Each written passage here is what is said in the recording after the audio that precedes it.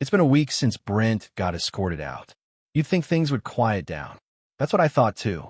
For a few glorious days, the office felt like it could breathe again. Slack was quieter.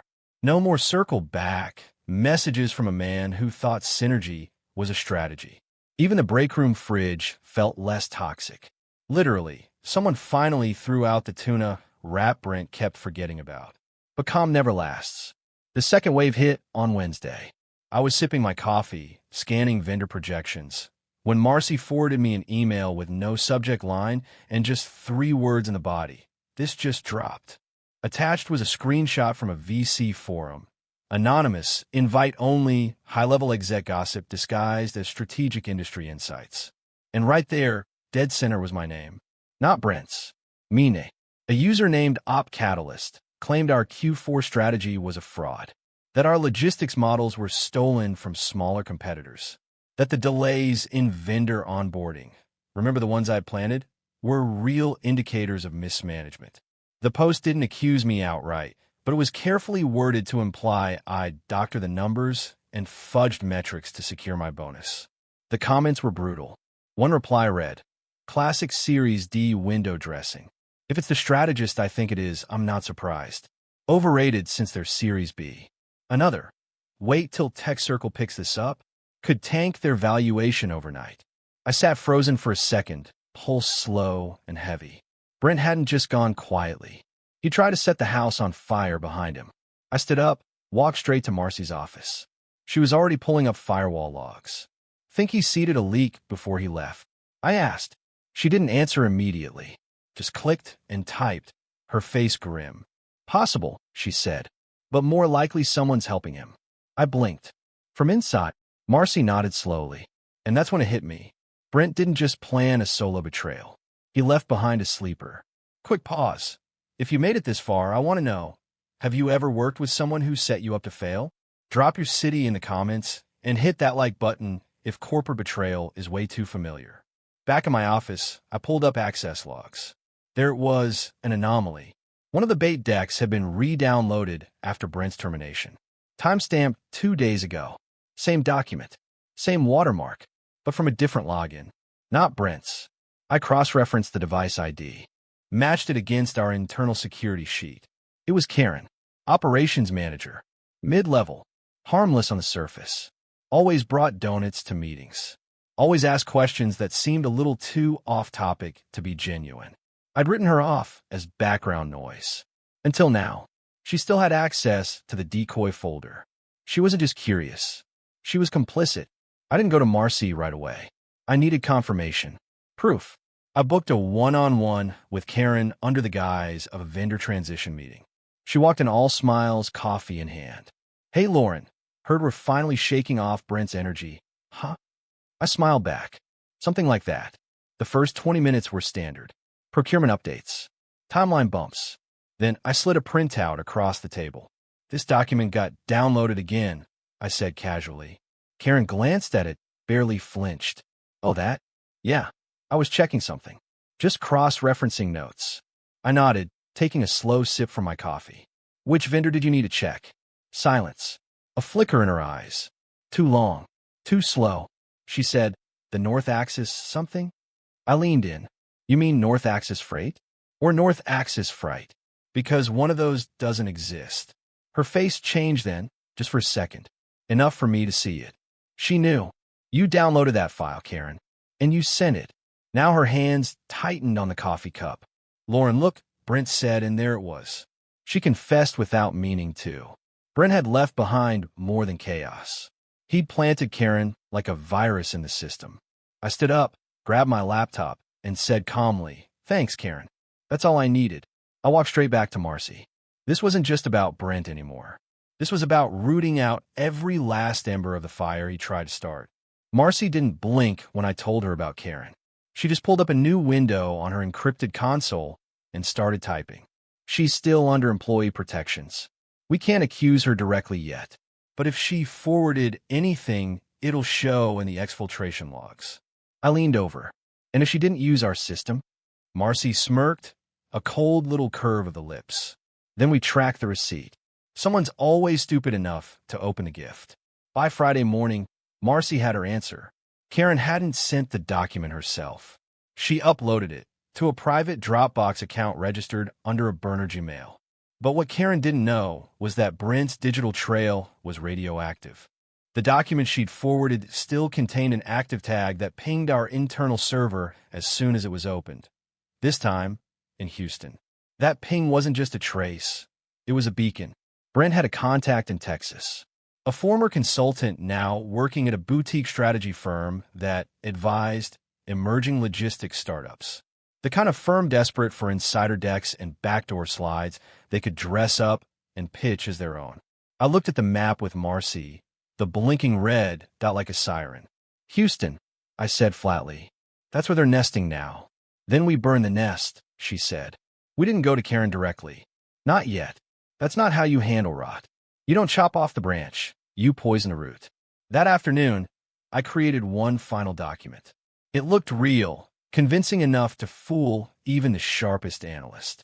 It was a new Q1 Acceleration Initiative roadmap, full of dense modeling, embedded compliance codes, and a bold new vendor optimization algorithm labeled Burn Cycle A. The kicker? It referenced 3 entirely fake metrics. Ones that, if used, would create catastrophic delay for any supply chain relying on them. A chain reaction of procurement errors, tax misfilings, and vendor miscommunications. Not illegal, not dangerous, just incompetent, but enough to tank a firm's credibility in front of a major partner. And I made sure to give it just enough flash to look like it came from our top-tier R&D. I uploaded it into the Project Sync folder, the one Karen still had stealth access to. Then I waited. By Sunday, the file had been downloaded. By Tuesday, that file had shown up, verbatim, in a VC presentation pitch for a logistics accelerator demo day in Houston. Marcy got the alert. This time, we didn't send a warning. We went straight to litigation readiness. A 32-page packet, legalese thick enough to choke a forest. It included screenshots of the metadata, the download logs, Karen's access history, and the IP trail from her Dropbox to the consultant's inbox in Houston. Karen was called into HR at 9:02 a.m. Wednesday. She left at 9:31 without her badge, without her laptop, without saying a word. By 11 a.m., the boutique firm in Houston issued a formal retraction of their demo pitch, citing erroneous materials and unauthorized contributions. Marcy's dry reply? Unauthorized stupidity. But it didn't end there. 2 days later, an anonymous tip landed in my inbox. A short message. One line. Check your equity clause. You got a ghost signer. I stared at the email. Ghost signer. That was a specific phrase. Not common. Not generic. Only someone from legal would know to use it. Only someone inside. I pulled up my equity agreement instantly. At first glance, everything looked normal. My supplemental equity grant, the one approved after Brent's implosion, was in place. Vesting schedule, check. Board approval, check. Legal sign-off from counsel. Wait, that signature? It wasn't Marcy's. The name listed was Janice R. Keller. I blinked. Janice hadn't worked in legal since last October. She left to join a renewable energy firm in Denver after her maternity leave. Why would her name be on a legal document dated 2 weeks ago? I cross-referenced with our internal doc history. There was no record of Janice ever accessing the file. None. I leaned back in my chair as a cold realization crept in. Someone had forged the signature to push my equity grant through and hoped I wouldn't notice. The question was why. I rushed to Marcy's office, document in hand. She took one look, and her mouth tightened into a razor-thin line. This is a retroactive edit, she said, tapping the header. Someone backdated approval to create the illusion of board clearance. That signature isn't even her handwriting. Can you trace who made the edit? I asked. Marcy didn't answer. She was already typing into the terminal. She pulled up our secure signature platform, and within seconds, her screen lit up with a trail of access logs. 2 devices. Both accessed the document within 3 minutes of each other. One was mine. The other was tied to the internal ID. C.board_assist.002. My stomach dropped. That wasn't Brent. That was Camille. Camille, the assistant to the board chair. Quiet, efficient, invisible. She managed their calendars, booked the conference rooms, ordered lunch, took notes during executive sessions. The kind of person who lived in the background, which made her the perfect person to insert a forged signature. Why would Camille do this? I asked. Marcy's eyes darkened. Because someone told her to. We pulled up her company emails. Standard procedure once a legal breach is suspected. Nothing stood out until Marcy ran a metadata crawl on her deleted drafts. One thread pinged our internal filter. Subject line, can this be approved quietly? The sender? board.goldman.secure@protonmail.com, a private account. Not company issued. Not traceable through our usual filters. But the handle said it all. Goldman, board chair. The same man who presided over Brent's hearing. The same man who handed me back my bonus with a congratulatory nod. The same man who had, apparently, forged the trail of legitimacy behind it all. I stared at Marcy. Why would Goldman forge my approval? She didn't answer right away. Then she said, maybe to protect you. I blinked. From what? And that's when she pulled up the Q1 investor deck. The same one I had scrubbed and curated for months. In the board notes embedded at the footer, private comments I never saw, Goldman had written, if this fails, it falls on her. If it succeeds, we use her as cover. Either way, she can't know. For a few seconds, I just stood there, frozen. Not from shock. By now I was numb to that. It was the sheer clarity of it. Cold, tactical, planned. I wasn't a strategist to them. I was a scapegoat in waiting. Goldman didn't believe in my plan. He believed in insurance. If our Q1 strategy failed, he'd slide the blame onto me with forged signatures, false approvals, and a trail that looked just clean enough to hold up under light scrutiny. If it worked, he'd ride the PR wave, pat my head in the press release, and keep all the power for himself. Marcy was already 3 steps ahead. She pulled up the boardroom security logs. Every executive meeting had audio backups, redundant, encrypted, and archived. Except 2. Both sessions where my equity grant and Q1 framework were approved. Their backups? Missing due to file corruption, which never happens. Not twice. Unless someone deleted them on purpose.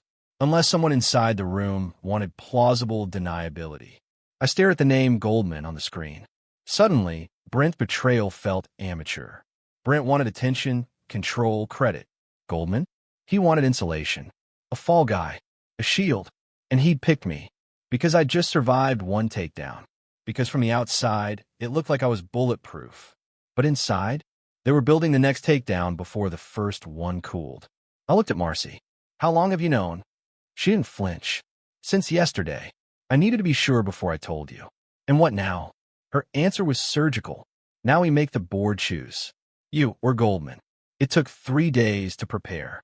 3 days of gathering internal logs, Slack messages, forged timestamps, access records, email metadata, and audio clips pieced together from the meeting minutes Camille forgot to wipe.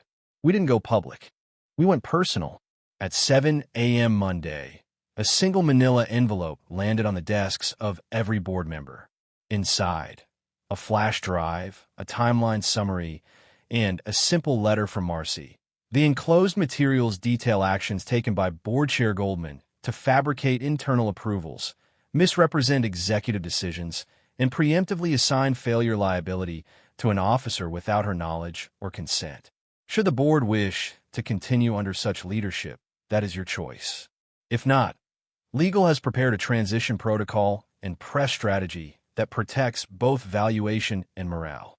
The truth is optional for the public, but it isn't for us. No meetings were scheduled. No calls were made. But by 3:18 p.m., Goldman's assistant had cleared out his office. By 4 o'clock, a formal announcement was drafted. Board Chair James Goldman to retire for personal reasons. By 6:45, I was invited to an after-hours alignment session with 2 board members and the COO. They poured wine. They praised my resilience. They floated the idea of me stepping into a more visible strategic leadership role. I smiled politely, let them sip their Cabernet, and pretend it was all just good politics. Because I knew the truth. They didn't clean house because I was smart. They cleaned it because I was prepared. And now they were scared of what else I might have archived. I didn't take the leadership role. At least, not officially. I let them talk, let them wine and dine, let them throw titles at me like confetti, VP of Strategic Architecture, Chief Vision Officer, Operational Integrity Lead. I turned them all down. Not because I didn't want the power, because I already had it. Power isn't a title. It's leverage. And I had all of it, buried across 3 drives, 2 locked safes, and 1 private server that no one in that building even knew existed. But I didn't stop there. Brent was gone. Karen was gone. Goldman was gone. 3 heads off the snake. But the tail still wiggled. See, in this business, memory is short. They'll forget what Brent did, what Goldman forged. They'll remember what I survived. And survival has a shelf life in this industry. So I did what no one expected. I quit. 1 week after Goldman's resignation went public, I turned in a 1-line resignation letter. No drama. No speech. Just effective immediately. Let them scramble. Let them wonder if I had another job lined up, or if I'd been poached, or if I'd been threatened. The truth? I was building something. Something better. I took 3 engineers, 2 vendor managers, and the senior logistics lead with me. We incorporated the next day. New firm. New model. New city. Welcome to Savannah, Georgia, a port city with expansion potential and the kind of tax structure that gives nightmares to lazy CFOs. We didn't advertise.